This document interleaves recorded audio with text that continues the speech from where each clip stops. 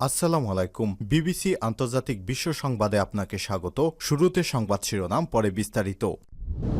বাংলাদেশের সর্বশেষ গুরুত্বপূর্ণ আপডেট সংবাদে আপনাকে স্বাগত। শুরুতেই সংবাদ শিরোনাম, পরে বিস্তারিত। প্রথমেই জানাবো আমাদের হাতে থাকা সর্বশেষ গুরুত্বপূর্ণ সবথেকে তাজা আপডেট সংবাদ। প্রচারণার 2 দিন আগে র্যাব কর্মকর্তা নিহত, প্রার্থী ভোটারদের নিরাপত্তা কোন পর্যায়ে? ত্রয়োদশ জাতীয় সংসদ নির্বাচন আনুষ্ঠানিক প্রচারণার মাত্র 2 দিন আগে চট্টগ্রামের সীতাকুণ্ড উপজেলার জঙ্গল সলিমপুরের সন্ত্রাসীদের হামলায় র্যাবের এক কর্মকর্তা নিহত হয়েছে। এই ঘটনায় গুলিবিদ্ধ হয়ে আরও 3 র্যাব সদস্য আহত হয়েছে। এই পরিস্থিতিতে আইনশৃঙ্খলা বাহিনীর সদস্যরা নিজেদের নিরাপত্তা নিয়ে শঙ্কার মধ্যে। তারা প্রার্থী ভোটার ও নির্বাচন সংশ্লিষ্ট কর্মকর্তাদের নিরাপত্তা কতটুকু দিতে পারছে জনমনে, এই প্রশ্ন দেখা দিয়েছে। এরপর জানাবো জয় এবং পলকের বিচার শুরুর আদেশ।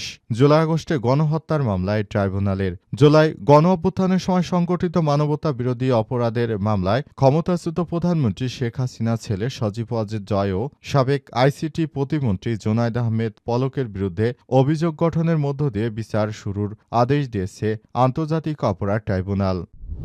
এদিকে আজ রাতেই সিলেটে যাচ্ছেন তারেক রহমান। আগামীকাল থেকে নির্বাচনী সমাবেশ শুরু। বিএনপির চেয়ারম্যান তারেক রহমান 2 দশক পর, প্রায় 24 বছর পর সিলেটে যাচ্ছেন। আজ রাত 8টার দিকে বিমানে তিনি সিলেটের উদ্দেশ্যে ঢাকা ত্যাগ করবেন। এরপর আগামীকাল সকাল থেকেই তিনি নির্বাচনী প্রচারণায় মাঠে নামবেন।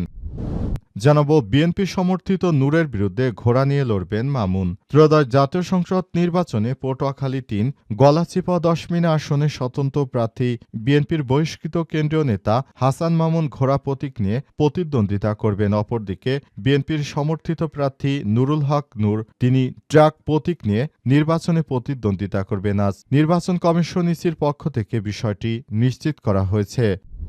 এবং সর্বশেষ জানাবো দক্ষিণ কোরিয়ার সাবেক প্রধানমন্ত্রী হানের 23 বছরের কারাদণ্ড। দক্ষিণ কোরিয়ার সাবেক প্রধানমন্ত্রী হান ডাকসুকে 23 বছরের কারাদণ্ড দিয়েছে দেশটির একটি আদালত। আজ স্বল্প সময়ের জন্য সামরিক আইন জারি করতে সহায়তার জন্য তাকে এই সাজা দেওয়া হয়েছে। সিউল সেন্ট্রাল জেলা আদালতের বিচারক লি জিন গোয়ান বলেছেন, অভিযুক্ত প্রধানমন্ত্রী হিসেবে তার দায়িত্ব ও কর্তব্যের চূড়ান্ত অবহেলা রয়েছে, এজন্য তার বিরুদ্ধে এই শাস্তিমূলক ব্যবস্থা গ্রহণ করা হয়েছে।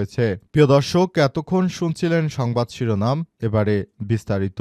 তবে তার আগে বন্ধুরা অনুরোধ থাকবে এই সংবাদটিতে একটি লাইক দিন। এই চ্যানেলে আপনি নতুন হয়ে থাকলে আমাদের সংবাদটি দেখতে দেখতে চ্যানেলটি সাবস্ক্রাইব করে রাখুন। কমেন্ট করে বন্ধুরা আপনার মূল্যবান মতামত জানিয়ে দিন আপনি বিশ্বের কোন দেশ থেকে বা বাংলাদেশের কোন স্থান থেকে আমাদের সংবাদটি দেখছেন এবং শুনছেন। আর বন্ধুরা সংবাদটি আপনার সোশ্যাল মিডিয়া ফেসবুকে শেয়ার করে বন্ধুদেরও দেখার সুযোগ করে দিন। গাজা যুদ্ধে আপনি যদি নিরীহ ফিলিস্তিনিদের ভালোবেসে থাকেন, কমেন্টে ইয়েস লিখে পুরো বিশ্বকে জানিয়ে দিন। এবারে বিস্তারিত। প্রচারণা 2 দিন আগে র্যাব কর্মকর্তা নিহত, প্রার্থী ভোটারদের নিরাপত্তা কোন পর্যায়ে? ত্রয়োদশ জাতীয় সংসদ নির্বাচনের আনুষ্ঠানিক প্রচারণা মাত্র 2 দিন আগে চট্টগ্রামের সীতাকুণ্ড উপজেলার জঙ্গল সলিমপুরের সন্ত্রাসীদের হামলায় র্যাবের এক কর্মকর্তা নিহত হয়েছে। এই ঘটনায় গুলিবিদ্ধ হয়ে আরও 3 র্যাব সদস্য আহত হয়েছে। পরিস্থিতিতে আইনশৃঙ্খলা বাহিনীর সদস্যরা নিজেদের নিরাপত্তা নিয়ে শঙ্কার মধ্যে। তারা প্রার্থী ভোটার ও নির্বাচন সংশ্লিষ্ট কর্মকর্তাদের নিরাপত্তা কতটুকু দিতে পারছে জনমনে, এই প্রশ্ন দেখা দিয়েছে। বেসরকারি টেলিভিশন চ্যানেল বাংলাভিশনের উপবার্তা প্রধান মোস্তফা কামাল বলেন, আইনশৃঙ্খলা বিষয়টি নির্বাচনের সঙ্গে খুবই প্রাসঙ্গিক। এবার পরিস্থিতি ভিন্ন। নির্বাচনের সময় অবৈধ অস্ত্র উদ্ধার নিয়মিত কাজ, বৈধ অস্ত্র জমা নেওয়া হয়, কিন্তু এবারের শুরুর দিকে একটু গোলমাল ছিল। মঙ্গলবার 20 জানুয়ারি রাতে চ্যানেল 24 এর মুক্তবাক অনুষ্ঠানে তিনি এসব কথা বলেছেন। তিনি বলেন, এবারের জাতীয় সংসদ নির্বাচনে আসলে বড় ধরনের কোনো নিরাপত্তা নিয়ে আমরা শঙ্কার কোনো মতো ব্যাপার দেখছি না। জঙ্গল সলিমপুরের ব্যাপারটি ভিন্ন বিষয়, কারণ সেখানে আগে থাকতেই অনেক সন্ত্রাসীরা সেখানে ঘাপটি মেরেছিল এবং এই সন্ত্রাসীরা মূলত শুধু র্যাব নয়, এর আগে ম্যাজিস্ট্রেট ও পুলিশের সদস্য সহ আরও এসিলেন্ট সহ আরও অন্যান্য সরকারি এসব কর্মকর্তাদের উপর হামলা চালিয়েছিল। এসব হামলায় অনেকেই গুরুতর আহত হয়েছিলেন বলে জানা গেছে এবং এই পর্যায়ে আসলে নতুন করে বড় ধরনের সমস্যা কোনো সৃষ্টি হবে না বলে মনে করেন তিনি এবং জঙ্গল সলিমপুরের অবস্থা আইনশৃঙ্খলা রক্ষাকারী বাহিনী এবার সেখান থেকে অপরাধীদের ধরে ধরে নির্বাচনের আগে একটা শাস্তিমূলক ব্যবস্থা গ্রহণ করতে পারবে এমন প্রত্যাশার কথা ব্যক্ত করেছেন এবং জানিয়েছেন যে এই ধরনের ঘটনা যেন আর না ঘটে সেদিকে আরও কঠোর নজরদারি রাখা হচ্ছে। জয় ও পলকের বিচার শুরুর আদেশ। জুলাই-আগস্টে গণহত্যার মামলা।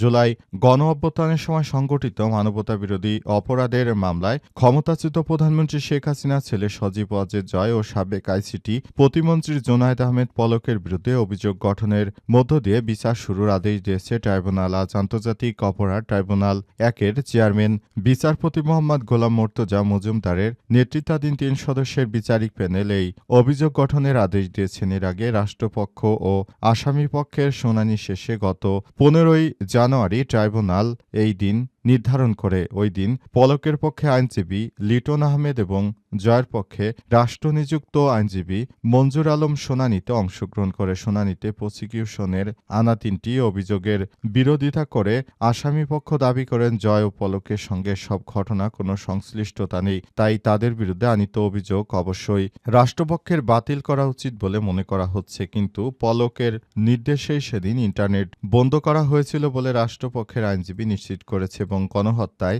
সবথেকে বড় মদতদাতা হিসেবে কাজ করেছেন জোনায়েদ আহমেদ পলক। তার কোনোভাবেই এ শাস্তি থেকে তিনি বাঁচতে পারেন না, কারণ শেখ হাসিনাকে উস্কানি দিয়ে এই ধরনের কর্মকাণ্ড করিয়েছিলেন পলক বলে জানিয়েছেন তিনি এবং বর্তমানে এই ধরনের কর্মকাণ্ড করার মধ্য দিয়ে মূলত পলক একরকম নিজেকে যতই নির্দোষী দাবি করুক না কেন তিনি একরকম দোষী ব্যক্তি এবং নতুন করে তিনি মূলত এই সমস্যা সৃষ্টি করেছেন, তাই কোনোভাবেই তিনি শাস্তির আওতা থেকে বাঁচতে পারবেন না।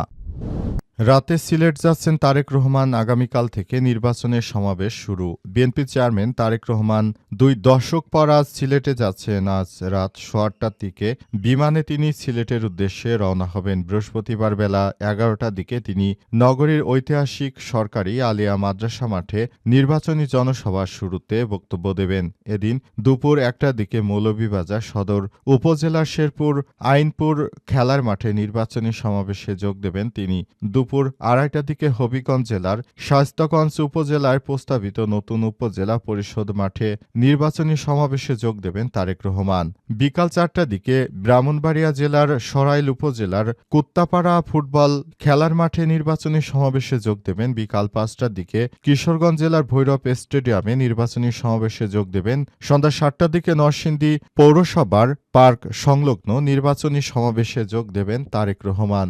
রাত 8:30টার দিকে নারায়ণগঞ্জ জেলার 2500 রূপগঞ্জ গাউসে এলাকায় নির্বাচনী সমাবেশে যোগ দেবেন তারেক রহমান। রাত 10টার দিকে ঢাকায় ফিরবেন তিনি। জনসভায় যোগ দেওয়ার আগে তিনি পুণ্যভূমি সিলেটে হজরত শাহজালাল রাদিয়াল্লাহু তাআলা ও হজরত শাহপরান রাদিয়াল্লাহু তাআলা এর মাজার জিয়ারত করবেন। এই সফরকে কেন্দ্র করে ঐতিহ্য মেনে সিলেট থেকে আসন্ন ত্রয়োদশ জাতীয় সংসদ নির্বাচনের আনুষ্ঠানিক প্রচারণা শুরু করতে যাচ্ছে বিএনপি। তারেক রহমানের আগমন ঘিরে সিলেটে উৎসবের আমেজ বিরাজ করছে। নগরীর অলিগলি ব্যানার, ফেস্টুন আর তোরণে ছেয়ে গেছে বলে জানানো হয়েছে। বিএনপি সমর্থিত নূরের বিরুদ্ধে ঘোড়া নিয়ে লড়বেন মামুন। ত্রয়োদশ জাতীয় সংসদ নির্বাচনে পটুয়াখালী 3-10মিনা গলাচিপা আসনে স্বতন্ত্র প্রার্থী বিএনপির বহিষ্কৃত কেন্দ্রীয় নেতা হাসান মামুন ঘোড়া প্রতীক নিয়ে নির্বাচনে প্রতিদ্বন্দ্বিতা করার ঘোষণা দিয়েছেন। ঘোষিত অনুযায়ী নির্বাচন কমিশনের পক্ষ থেকে আজ প্রতীকগুলো বরাদ্দ দেওয়া হচ্ছে। এই প্রতীকের আওতায় রুমিন ফারহানাকে হাঁসমার্কা দেওয়া হয়েছে, পাশাপাশি তাসনিম জারাকে দেওয়া হয়েছে ফুটবল এবং হাসান মামুনকে দেওয়া হয়েছে ঘোড়া প্রতীক। এই নির্বাচনে হাসান মামুন ঘোড়া প্রতীক নিয়ে তিনি নির্বাচনে লড়াই করবেন। পাশাপাশি দেশের বিভিন্ন জায়গায় স্বতন্ত্র প্রার্থীদের অনেকেই এই প্রতীক বরাদ্দ দেওয়া হয়েছে। প্রতীক বরাদ্দ পাওয়ার পর হাসান মামুন জানিয়েছেন, আমি ঘোড়া প্রতীকেই ভিপি নূরকে ট্রাক প্রতীককে হারাবো ইনশাআল্লাহ। তিনি জানেন তিনি যেখানে বড় হয়েছেন মূলত সেখানেই নেতাকর্মীরা তাকে অনেক বেশি পছন্দ করে এবং দীর্ঘদিন ধরে তিনি বিএনপির রাজনীতির সঙ্গে যুক্ত ছিলেন। কিন্তু শেষ পর্যন্ত আসলে তিনি বিএনপির সঙ্গে যুক্ত থাকার পরও বিএনপির পক্ষ থেকে তাকে নির্বাচনে মনোনয়ন দেওয়া হয়নি। তখন তিনি স্বতন্ত্র প্রার্থী হিসেবে মনোনয়ন পান এবং তার আসনে বিএনপি থেকে মনোনয়ন দেওয়া হয়েছে তাদের যুগপৎ আন্দোলনের শরিক গণ অধিকার পরিষদের সভাপতি ডাকসুর সাবেক ভিপি নুরুল হক নূরকে। এরপরই তিনি স্বতন্ত্র প্রার্থী হিসেবে প্রতিদ্বন্দ্বিতার ঘোষণা দেন।